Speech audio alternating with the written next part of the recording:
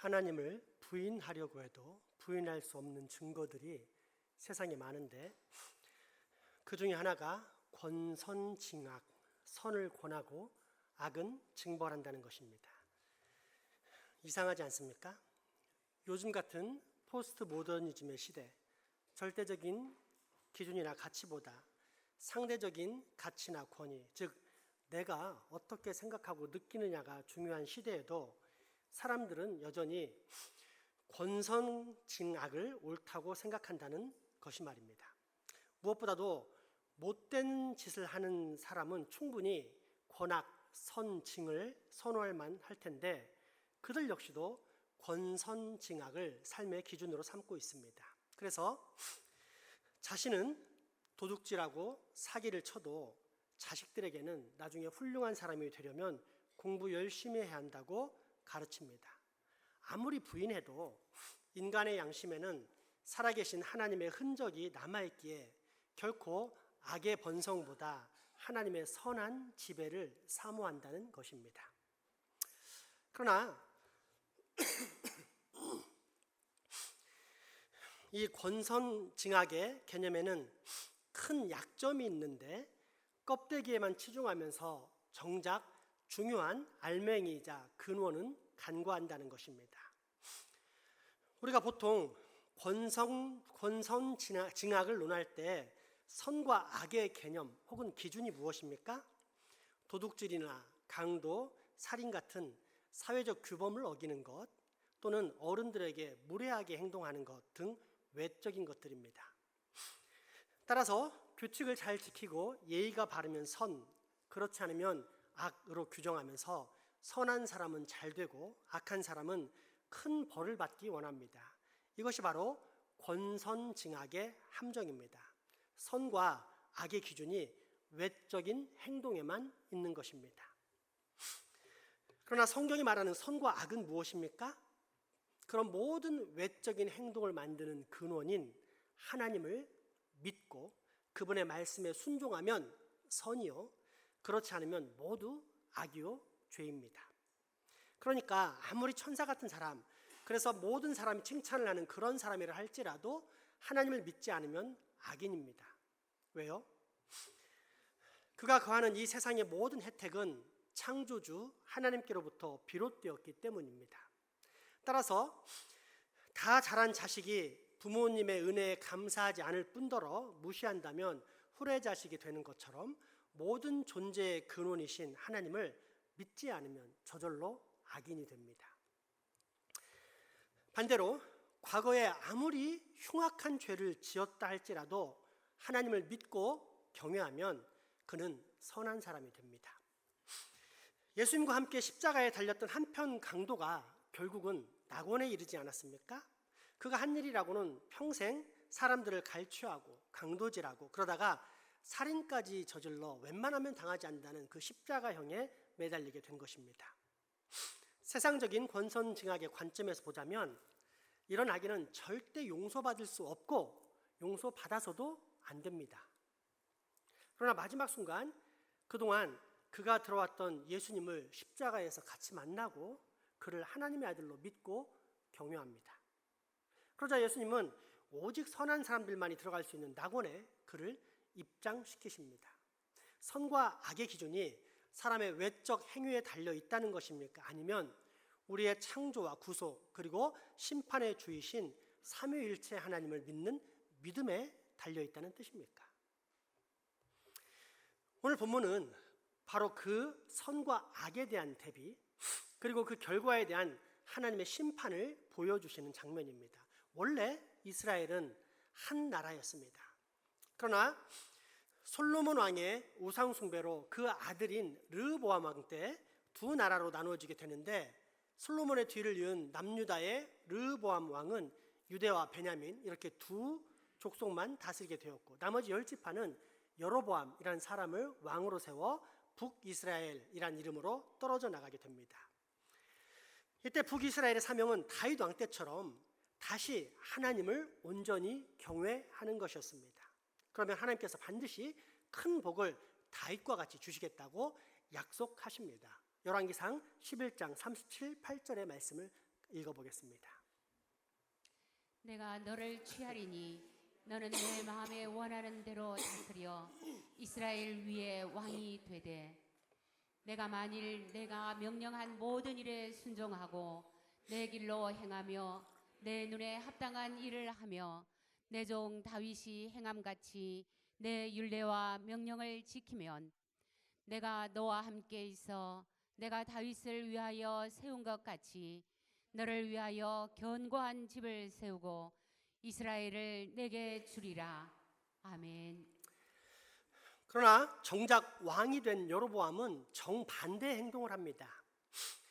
이유인즉슨 이스라엘은 1년에 3차례 남유다에 있는 예루살렘 성전에 올라가 제사를 드려야 했는데 만약 자기 백성들이 이렇게 3번씩 하다가 남유다 백성들하고 연합하게 되면 반역자인 자기 자신은 죽이고 다시 르호보암의 왕이 백성이 될 것이 두려웠기 때문입니다. 그래서 자기 백성들이 예루살렘에 내려가는 것을 원천적으로 차단하고자 북이스라엘 최북단과 남단에 있는 단과 베델이란 도시에 금송아지를 설치하고 거기서 제사드리게 만듭니다. 뿐만 아니라 명절의 날짜도 바꾸고 또한 제사장도 레위인이 아닌 아무나 원하는 사람, 자기 감정이 충만한 사람을 세우게 됩니다. 인간적인 지혜를 사용합니다.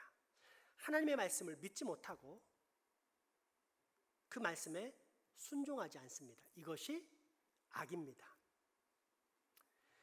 성경은 이처럼 하나님의 말씀을 떠나 교묘한 자기 생각, 자기 지혜, 자기 철학에 빠지는 것을 악이라고 하고 이런 악을 그 유명한 여로보암의 길이라고 규정합니다. 직접 열왕기상 12장 27절에 33절까지의 말씀을 읽어보겠습니다. 만일 이 백성이 예루살렘에 있는 여호와의 성전에 제사를 드리고자 하여 올라가면 이 백성의 마음이 유다 왕 된 그들의 주 르호보암에게로 돌아가서 나를 죽이고 유다의 왕 르호보암에게로 돌아가리로다 하고 이에 계획하고 2 금송아지를 만들고 무리에게 말하기를 너희가 다시는 예루살렘에 올라갈 것이 없도다.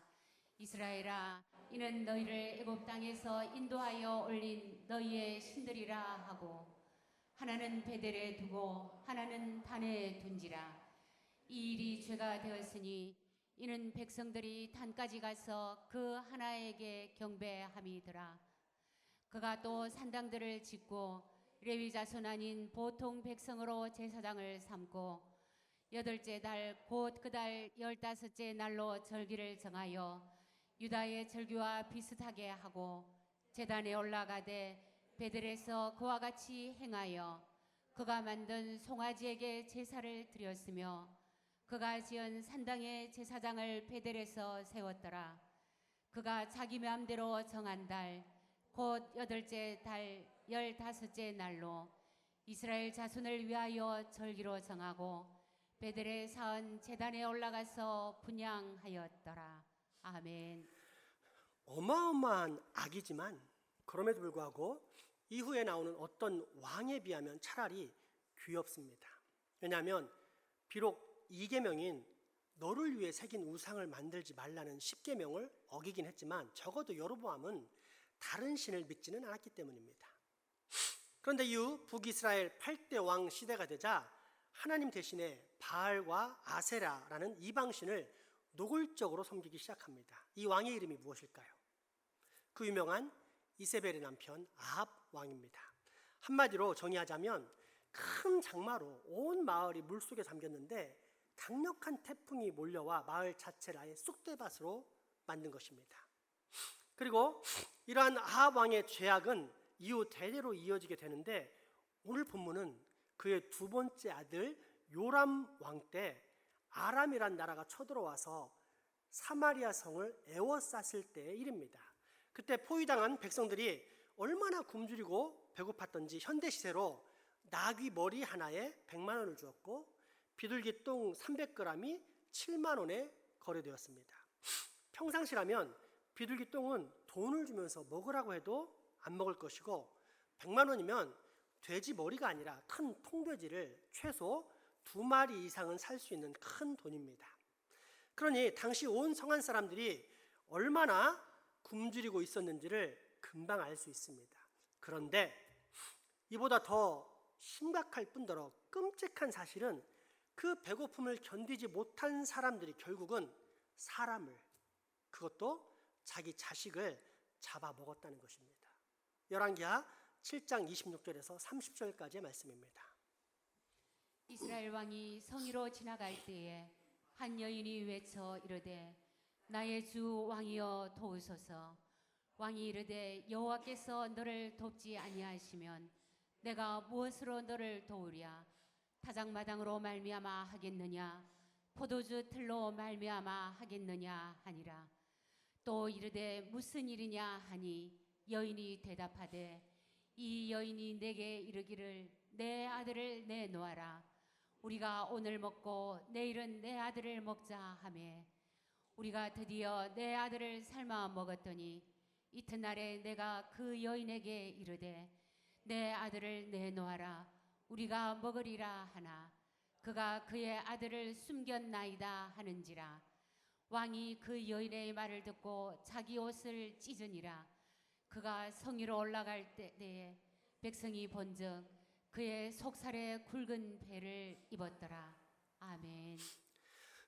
여로보암의 길에 아합의 길이 덧입혀지면, 그러니까 하나님을 자기 편한 대로 믿다가 어느 순간 하나님을 믿지 않는 상태까지 이르게 되면 어떻게 된다는 것입니까? 자기 자식을 잡아먹는 끔찍한 상황을 맞닥뜨리게 된다는 것입니다.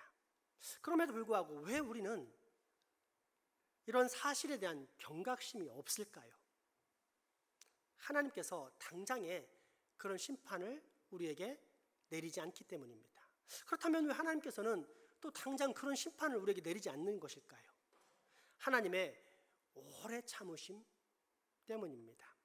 그러니까 내가 선하거나 또는 특별히 큰 악을 행하지 않아서 벌을 받지 않는 것이 아니라 하나님이 자비와 긍휼이 무한하신 분이기 때문에 지금 우리가 아무런 형벌을 받지 않는 것입니다. 이러한 하나님의 성품은 요나서에서 발견할 수 있는데, 회개하지 않으면 심판받는다는 복음을 전달하고 명령받았지만 아수르 대신 정반대인 스페인 쪽으로 도망갔다가 물고기에게 잡혀 다시 아수르에게 복음을 전한 요나의 고백에 잘 나와 있습니다. 사흘 동안은 전해야만 이 회개의 복음을 아수르 수도 전체 니느웨에 전할 수 있었는데 겨우 하루만 전합니다.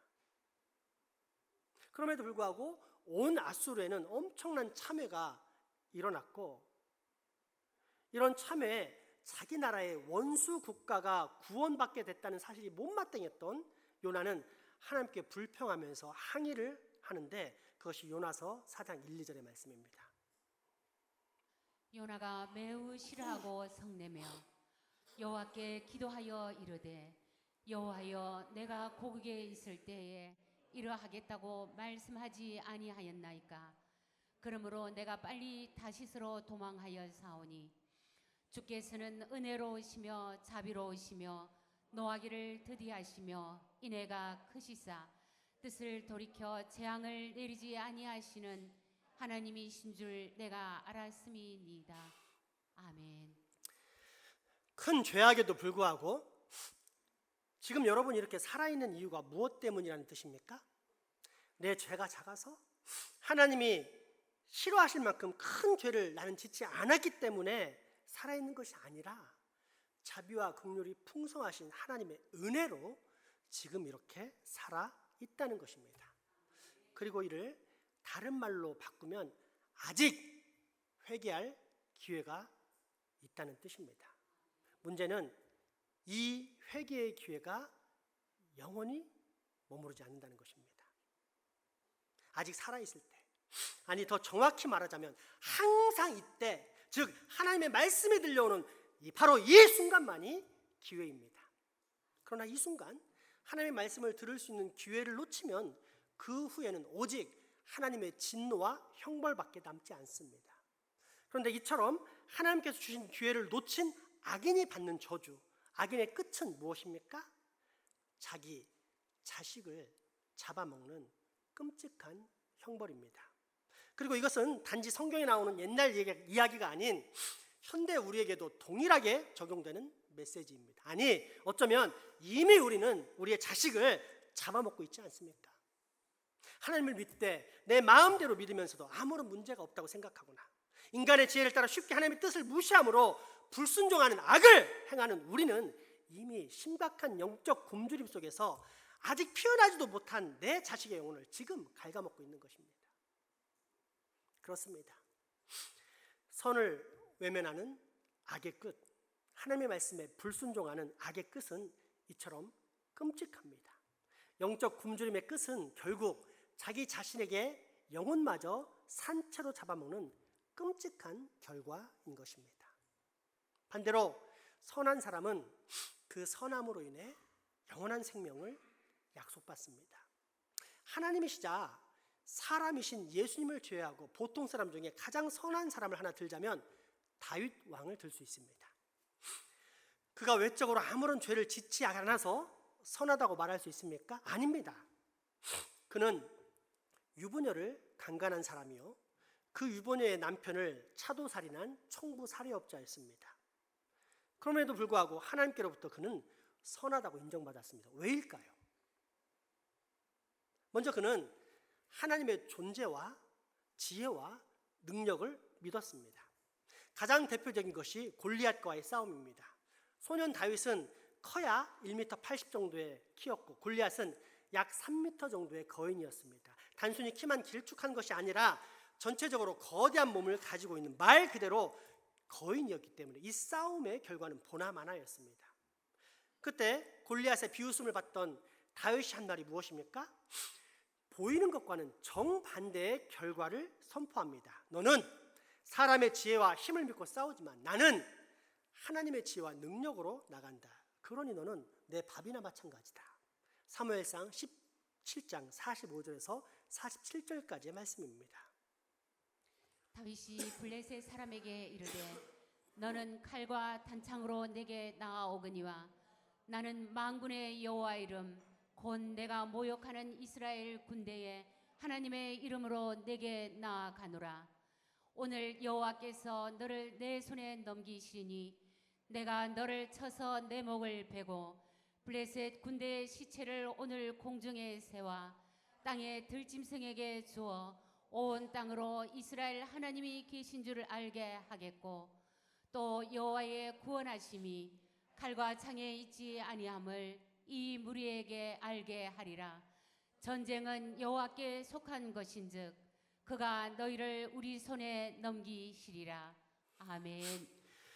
둘째, 다윗이 선인이라고 평가를 받게 된 것은 하나님의 뜻과 법칙에 철저히 순종하던 사람이었기 때문입니다. 다윗의 간음 때문에 남편이 죽게 된 여인 밧세바는 결국 다윗의 후처로 왕궁에 들어갔고 얼마 후 임신했던 다윗의 아이를 출산하게 됩니다. 그러나 이 모든 악을 처음부터 끝까지 다 보신 하나님께서는 나단 선지자를 통해 반드시 너는 뿌린 대로 거두게 될 것이다 라면서 큰 벌들을 선포하시는데 그중 가장 먼저 겪게 될 사건이 둘 사이에서 태어난 아이의 죽음 선고였습니다. 실제로 얼마 뒤 아이는 시름시름 앓기 시작합니다. 이때 다윗은 방에 들어가 두문불출한 채 한 끼도 안 먹고 밤새도록 엎드려 기도했는데 신하들이 아무리 말려도 듣지 않았고 그렇게 일주일이라는 어마어마한 시간이 흘러갑니다. 문제는 결국 아이가 예언대로 죽었는데 신하들의 고민만 깊어졌다는 것입니다. 살아있을 때도 저렇게 낙심하며 괴로워했는데 만약 죽었다는 소식을 전하면 얼마나 좌절할까 싶어 아무 말도 못한 채 자기들끼리 수근수근 거리기만 할 뿐이었습니다. 그러자 이 모습을 본 다윗은 자기 아들이 죽은 것을 눈치챕니다. 그리고는 말끔히 단장한 후 비로소 궁궐에 나가 식사를 합니다. 이 모습에 의아해진 신하들에게 다윗이 답변하는데 자신은 단지 하나님의 뜻과 법칙에 순종하는 것일 뿐이다 라고 말합니다. 사무엘하 12장 16절에서 23절 말씀을 직접 한번 보십시오. 다윗이 그 아이를 위하여 하나님께 간구하되 다윗이 금식하고 안에 들어가서 밤새도록 땅에 엎드렸으니 그 집의 늙은 자들이 그 곁에 서서 다윗을 땅에서 일으키려 하되 왕이 듣지 아니하고 그들과 더불어 먹지도 아니하더라. 이래 만에 그 아이가 죽으니라. 그러나 다윗의 신하들이 아이가 죽은 것을 왕에게 아뢰기를 두려워하니 이는 그들이 말하기를 아이가 살았을 때되 우리가 그에게 말하여도 왕이 그 말을 듣지 아니하셨나니 어떻게 그 아이가 죽은 것을 그에게 아뢰 수 있으랴. 왕이 상심함이로다 함이라. 다윗이 그의 신하들이 서로 수근거리는 것을 보고 그 아이가 죽은 줄을 다윗이 깨닫고 그의 신하들에게 묻되 아이가 죽었느냐 하니 대답하되 죽었나이다 하는지라. 다윗이 땅에서 일어나 몸을 씻고 기름을 바르고 의복을 갈아입고 여호와의 전에 들어가서 경배하고 왕궁으로 돌아와 명령하여 음식을 그 앞에 차리게 하고 먹은지라. 그의 신하들이 그에게 이르되 아이가 살았을 때에는 그를 위하여 금식하고 우시더니 죽은 후에는 일어나서 잡수시니 이 일이 어찌 됨이니까 하니 이르되 아이가 살았을 때에 내가 금식하고 운 것은 혹시 여호와께서 나를 불쌍히 여기사 아이를 살려주실는지 누가 알까 생각함이거니와 지금은 죽었으니 내가 어찌 금식하랴. 내가 다시 돌아오게 할 수 있느냐. 나는 그에게 가려니와 그는 내게로 돌아오지 아니하리라 하니라. 아멘. 하나님의 멱살을 잡고 목을 졸라가며 이 기도를 들어주지 않으면 저 죽습니다. 그러니 꼭 이 기도를 들어주십시오. 안 들어주시면 절대 안 됩니다. 반드시 들어주실 믿습니다 라고 협박하는 우리의 기도와 얼마나 큰 차이가 있는지 보입니까? 그 수준이 어떻게 다른지 아시겠습니까? 그렇습니다. 다윗은 그 어떤 것보다도 항상 하나님의 말씀, 하나님의 뜻, 하나님의 영광, 하나님의 기쁨에 초점을 맞추는 신뢰와 순종의 종이었습니다. 그렇게 하나님께서는 다윗을 자기 마음에 합한 사람이라고 말씀하시고 또 이런 다윗의 본을 따르는 신앙을 다윗의 길이라고 칭하셨습니다. 그리고 오늘 본문은 그 다윗의 길을 쫓았던 또 다른 선한 사람 엘리사 선지자의 선포가 입증되는 이야기입니다. 자식을 잡아먹을 정도로 심한 굶주림에 다들 굶어 죽어가자 악한 요람 왕은 이런 재앙을 예언한 엘리사 탓을 하며 엘리사를 잡아서 반드시 죽여버리겠다고 다짐합니다. 사실 이 모든 것은 하나님의 말씀에 불순종하고 우상 숭배에 빠진 자기 잘못 때문인데 불평과 불만과 어떤 일이 발생하면 늘 남 탓을 하는 악인의 전형적인 특징답게 요람 왕은 엘리사 탓을 하는 것입니다. 그런데 이때 엘리사가 짠 하고 나타나더니 말도 안 되는 예언을 합니다. 내일 이맘때면 10,000원에 밀가루 10kg을 그리고 보리 20kg을 구할 것입니다. 요즘 밀가루 20kg은 좋은 것은 7, 8만 원 넘어가고 평범한 것도 한 5, 6만 원, 4, 5만 원 합니다. 그러니 전쟁이 없을 때 평소에 구하던 값보다도 절반도 안 되는 훨씬 싼 값에 구원할 수 있다고 예언을 하는 것입니다. 그러자 왕 곁에 있던 한 장관이 비아냥거리면서 대꾸합니다. 웃긴 소리 하지 마라. 설사 하늘에 구멍이 뚫린다 한들 그런 일이 일어나겠느냐? 누구를 무시한 것입니까? 단순히 엘리사를 무시한 것이 아니라 엘리사에게 그 말씀을 주신 하나님을 무시한 것입니다.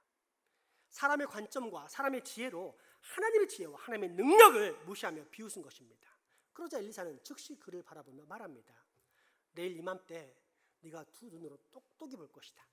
그러나 네 눈으로 본 그 음식들을 너는 단 한 톨도 먹지 못할 것이다. 그럼에도 불구하고 아무 일도 일어나지 않았습니다. 아침도 점심도 저녁도 어제와 똑같은 굶주린 하루였고 모든 사람들은 엘리사가 더위를 먹어 실성한 것이라고 생각했습니다. 그런데 이런 예언과는 아무 상관이 없는 4명의 나병 환자들이 성문 가까이 살고 있었는데 성 안에서 굶어 죽거나 밖에 나가서 칼에 맞아 죽거나 죽는 것은 어차피 똑같으니 그나마 살 가능성이 조금이라도 있는 항복을 선택하면 어떨까 하고 협의를 하게 됩니다. 그렇게 하얀 백기를 들고 해질녘 성박 아람 군대가 포위하고 있는 진영으로 갔는데 이게 웬일입니까? 메뚜기처럼 온 땅을 새카맣게 뒤덮었던 아람 군대가 개미 새끼 한 마리 보이지 않는 것입니다. 성경은 그 이유를 하나님께서 어마어마한 군대의 발자국 소리를 듣게 하심으로 아람 군대가 스스로 공포심에 사로잡혀 다 도망가게 만드셨다고 말합니다. 그렇게 굶주린 배를 실컷 채우던 나병 환자들은 어느 순간 정신이 번쩍 들었고 양심의 찔림을 받습니다. 이렇게 아름다운 승리의 소식이 있는 날에 우리 욕심만 챙기면 하나님께로부터 큰 벌을 받을 것이다 라는 결론 속에 얼른 왕궁이 알립니다. 그래서 백성들이 와 하고 소리치면서 우르르 진영에 몰려나갔는데 그렇게 충분히 노력을 한 결과 어제 엘리사 선지자가 말한 것처럼 실제로 10,000원에 밀가루 10kg, 보리 20kg을 사고 팔게 되었습니다. 이때 문득 왕이 정신을 차리고 보니 횡하니 비어버린 자신의 창고가 왕궁 창고가 생각이 납니다. 그래서 먼저 왕궁에 충분히 채우고자 부랴부랴 백성들을 통제하기 시작했고 어제 엘리사와 대화하던 자신이 가장 신뢰하던 한 장관을 시켜 그 성문을 지키게 합니다. 그런데 배고픔과 공짜로 큰 부를 축적할 수 있는 횡재의 기회를 얻은 백성들에게 그 통제가 통하겠습니까? 아무리 말리고 위협해도 듣지 않았고 결국 그를 밀치며 뛰어나가게 되었는데 그때 넘어진 그 사람 위로 얼마나 많은 사람들이 달려나갔는지 그대로 밟혀 죽고 맙니다. 이쯤 되면 우리는 자연스럽게 어떤 생각에 빠져들게 됩니까? 엘리사 선지자의 예언, 즉 하나님의 말씀, 하나님의 지혜와 능력이 그대로 이루어졌다는 사실에 전율이 흐르지 않습니까? 그 역사의 사건을 직접 한번 읽어보겠습니다. 오늘 본문 열왕기하 7장 14절에서 27절까지의 말씀입니다.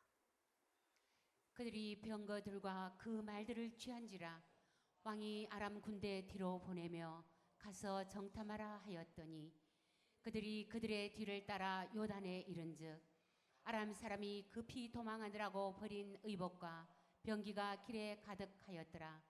사자가 돌아와서 왕에게 알리니 백성들이 나가서 아람 사람의 진영을 노략한지라.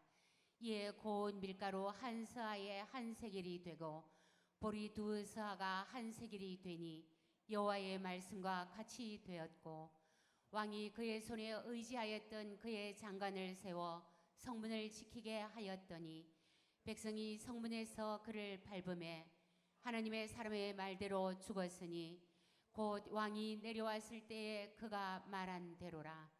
하나님의 사람이 왕에게 말한 바와 같으니 이르기를 내일 이맘때에 사마리아 정문에서 보리 2서아를 한 세겔로 매매하고 고운 밀가루 한 서아를 한 세겔로 매매하리라 한즉 그때에 이 장관이 하나님의 사람에게 대답하여 이르되 여호와께서 하늘에 창을 내신들 어찌 이 일이 있으랴 하매 대답하기를 내가 내 눈으로 보리라. 그러나 그것을 먹지를 못하리라 하였더니 그의 장관에게 그대로 이루어졌으니 곧 백성이 성문에서 그를 밟음에 죽었더라. 아멘. 그렇습니다. 선한 사람, 즉 하나님의 존재와 지혜와 능력을 믿고 그대로 순종한 사람 엘리사는 영원히 선한 사람과 동행하시는 하나님의 능력과 기적을 실제로 체험할 수 있었습니다. 그러나 정반대로 여로보암의 길, 아합의 길, 즉 하나님의 말씀보다 사람의 관점, 사람의 철학, 사람의 지혜와 능력만을 의지했던 이름 모를 악한 정관은 어떤 결과를 맞이합니까? 밟혀 죽었습니다. 선한 사람은 영원한 생명의 하나님과 동행하며 그분의 아름다운 승리를 함께 마음껏 누렸던 반면 악인의 끝은 자기 자식을 잡아먹는 끔찍한 형벌을 당하거나 또는 자기가 다스렸던 사람, 믿었던 사람들에게 밟혀 죽는 비참한 최후밖에 없었던 것입니다. 그렇다면 여러분, 만약 우리에게 조금만 지혜가 있다면 우리가 어떤 선택을 해야 할지는 너무도 자명하지 않습니까? 하나님을 외면하거나 혹은 하나님을 믿는다면서도 여전히 사람의 관점, 사람 자기의 지혜와 능력을 더 신뢰하면서 하나님을 무시하는 악인의 길입니까? 아니면 하나님의 존재와 말씀 그리고 그분의 뜻과 법도에 온전히 순종함으로 오직 하나님의 은혜와 지혜와 능력만을 붙잡는 선인의 길입니까? 지금 이 순간 이 한 번의 선택, 즉 이 믿음의 선택이 앞으로 여러분의 영혼을 좌우하게 될 것입니다. 이 시간 우리 같이 찬양을 좀 했으면 좋겠습니다. 여러분, 세상이 말하는 선은 참선이 아니고 하나님이 말씀하신 선이 참선이다라는 것을 알려주시기 위해서 하나님께서 당신의 아들을 이 땅에 내려 보내셨습니다. 그리고 그로 하여금 우리의 죄 문제를 해결하셨을 뿐 아니라 그로 하여금 우리가 어떻게 선하게 살 수 있는지를 분명히 보게 하셨습니다. 그분이 누구입니까? 그래서 예수 그리스도를 믿는 믿음만이 우리를 온전한 선으로 이끄는 것입니다. 이 믿음을 우리가 다시금 회복하고 더 잘 갖추어가게 해달라고 고백을 담아 찬양하도록 하겠습니다. 오늘 찬양 찬송가 357장 다시 한번 찬양합니다.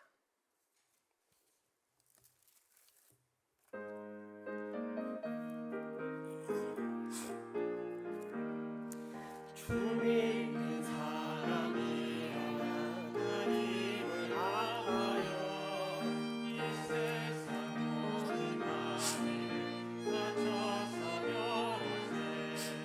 저 배오를 덕구를 다 싸워 이겨라 주 예수 믿는 힘으로 온 세상이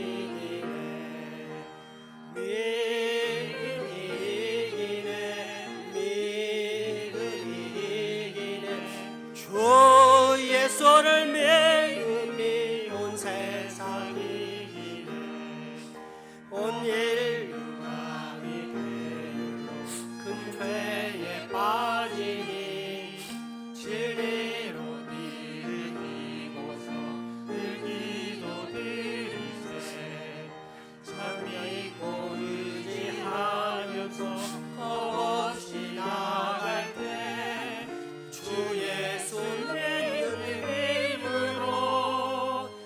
세상이 이기네 믿음이 이기네 믿음이 이기네 주 예수를 믿음이 온 세상이 이기네 끝까지 이긴 자에게 이 옷을 입히고 또 영생 복을 주시니 참 기쁨일세 이 어두운 세상 지나서 저 천성 나도록 주 예수 믿는 힘으로 온 세상이 이기네 믿음이 이기네 믿음이 이기네 주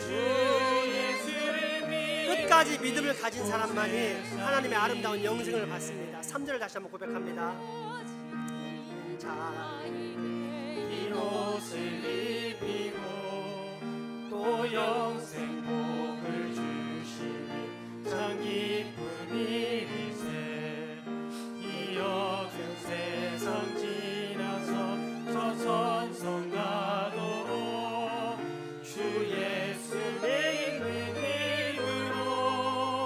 온 세상이 이기네 믿음이 이기네 믿음이 이기네 주 예수를 믿음이 온 세상이 이기네 여러분 이 죄악된 세상을 이길 수 있는 힘이 무엇이라고요? 예수 그리스도를 믿는 믿음입니다. 믿음이 이기네 믿음이 주 예수를 믿음이 온세. 다시 한번 힘차게 고백합니다. 믿음이 이기네. 믿음이 이기네. 믿음이 이기네. 주 예수를 믿음이 온 세상 이기네. 자비와 긍휼이 풍성하사 지금도 내게 기회를 주시는 하나님, 이제 내가 더 이상 악인으로 살지 않게 하여 주옵소서. 대신 선인이 되게 하여 주옵소서. 그래서 나로 표면적인 권성징악이 아닌 내면적이고 근원적인 권선징악을 행하는 참 그리스도인이 꼭 되게 하여 주옵소서. 예수님 이름으로 기도합니다.